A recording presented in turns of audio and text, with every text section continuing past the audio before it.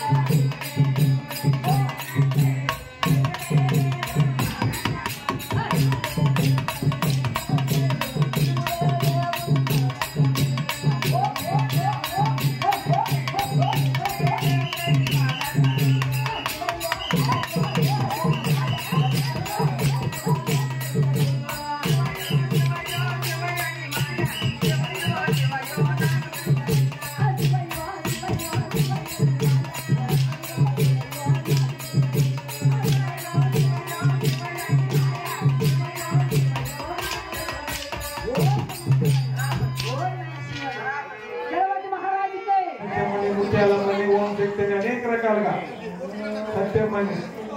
ఇంకా రామాలయం కూడా పొద్దునే చెప్పారు, రాముడు లేని ఊరు ఉండదు. రాముని తలుచుకొని హృదయంతో మాట్లాడకూడదన్నారు. ఎవరైనా రామాన్ని అనలేదనుకో వాళ్ళతో మాట్లాడకూడదంట. ఎందుకంటే వాళ్ళతో మాట్లాడితే వాళ్ళ కర్మ మన కర్మ అంట. రామాయణ పోతే వాళ్ళతో మనం మాట్లాడుకుంటూ వాళ్ళ ముఖం ఎదురుగా వచ్చి కూడా ఎదురు తిరుక్కోకూడాలంట. ఎందుకంటే రాముడు ధనం, మోక్షం, ఇంకా సంతానం, వరాలని ఇస్తాడు. ఈడో రెండో కథ ధర్మాన్ని ఇస్తాడు. పూజ చేసినా చేయకపోయినా పర్వాలేదు, ధర్మాన్ని వదిలితే పూజ చేసినా కూడా పూజలో పోతుంది పన్నీరే. వచ్చి శివలింగం ఉన్నారు, అనేక రకాల ప్రజలు తెచ్చిపోతాం, ఏమీ ప్రయోజనం లేదు. వారి ఇంట్లో అమ్మానానికి అన్నం పెట్టుకున్నానో, లేకపోతే భార్య నివసించేదో, అన్నదమ్ములు తొట్టు తినేదో, లేకపోతే దొంగలు ఇచ్చేదో, మాట్లాడేదో, చూడడాన్ని చూసేదో, వినదాన్ని వినేదో, ఇవన్నీ చేస్తే పూజలు చేస్తే కూడా స్వామి నచ్చడు. కాబట్టి అవన్నీ నేర్పించేది రాముడు.